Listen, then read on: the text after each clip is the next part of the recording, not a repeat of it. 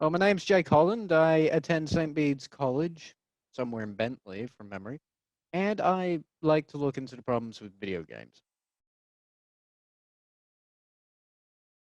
I first became passionate about the problems of video games when I bought Halo 5 thinking it'd be the standard Halo game where you could sit on the couch, play with your friends, and have a bunch of fun times yelling at each other for taking the needler.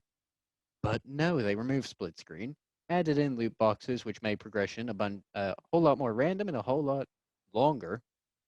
And the game itself had less content than Halo 4. So I started to do some research, figured out what was wrong with it, why it was wrong. And then I learned that this problem was in every other video game. I just was oblivious to it. You got FIFA, you got Call of Duty, Halo Wars 2, which is supposed to be a strategy game, had it for some reason. And I don't like randomness in strategy games. And I just simply hated Halo 5 for everything it did to me. And then I started to hate a bunch of other games for the same reason. Well, I am passionate about it due to the fact that many video games have used exploitive practices, such as the loot box, which is a nice virtual bundle that gives you random items that could be duplicates depending on the game and how generous the developers are with their online casinos, I guess. Y There have been many occasions where children have spent the entirety of their family's life savings, which is quite interesting because they never got Ronaldo in FIFA as a result. And it should just be illegal, in my opinion, that to have these things in your video games that are marketed towards children.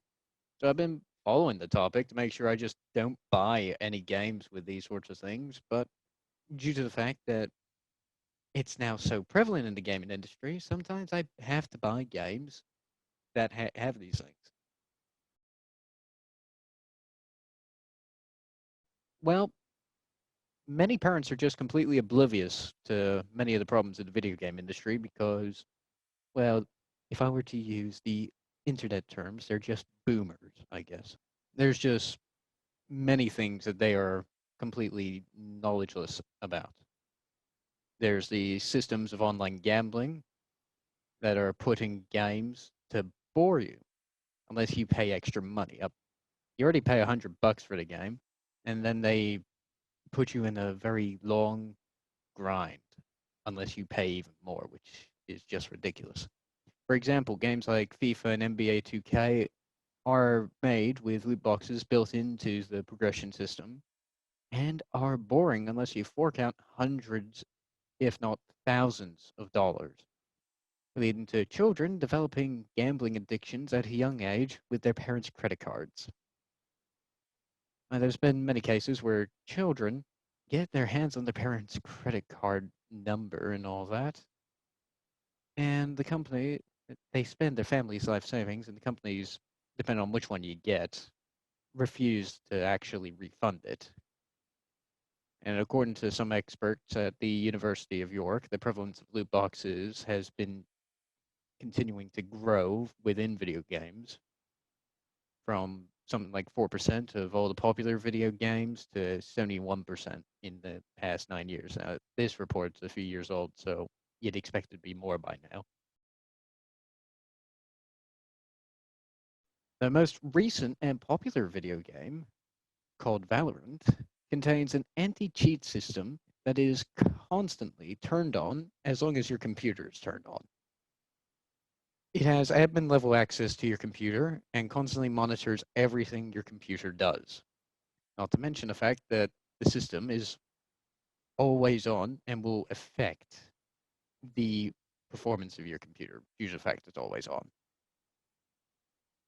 Whenever you try to uninstall the game, the anti-cheat system itself won't uninstall unless you manually go to the file and delete it yourself.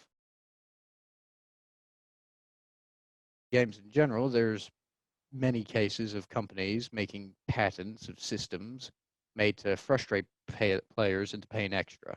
Most notably, EA and Activision came up with their own patented, I keep screwing up words, their own copyrighted ideas, plans, in these plans, you'll find they wish to create AI systems that determine what items you want to get in your video games and make it much harder for you to get that item whilst offering you the chance to pay for them. They haven't used this plan at all in any of their games yet, but the fact that they made a patent for these plans suggests that they'll probably do it in the future, like the frog in the boiling kettle sort of thing. And the last and least annoying part is the misleading and false advertising that they have. Since gaming companies like Ubisoft have been able to falsely advertise the scope, look, and gameplay of their products for years and not suffer any legal ramifications. There was Rainbow Six Siege, believe it or not, that very popular game, which many people play to this day, looked a lot better on the advertising. There's Watch Dogs. Good thing I didn't buy that one. I was too young at the time. The Division, which I did buy and was thoroughly disappointed to learn that the map was 3 times less the size of what was advertised. And Far Cry 4. The graphics were absolutely terrible compared to what they advertised, so that's why it's included. Then when you quickly look somewhere else, you immediately find No Man's Sky. Anyone who plays video games knows that name just because everything advertised wasn't in the game, which somehow was investigated by a legal body and not declared to be false advertising, except for a few screenshots on their Steam page. Then another quick glance, and we find Halo 5, which promised a story about hunting down Master Chief after he went rogue for an unknown reason. But that hunting down bit lasted something like 3 missions, and the story had basically nothing to do with what was advertised, and really disappointed me because the story they advertised looked a whole lot more interesting than the story we got of Cortana coming back to life through unknown means, which really was annoying as a person who actually values the story of their video games. But in total, the laws of today's government just haven't been able to catch up with technology. There's obviously far more pressing matters in politics today that the law has to catch up with, but this is just one example. All the exploitive systems they put in their games aimed at children, the gambling systems they put in their games aimed at children, that really just either develop or exploit already existing gambling addictions in human beings in general.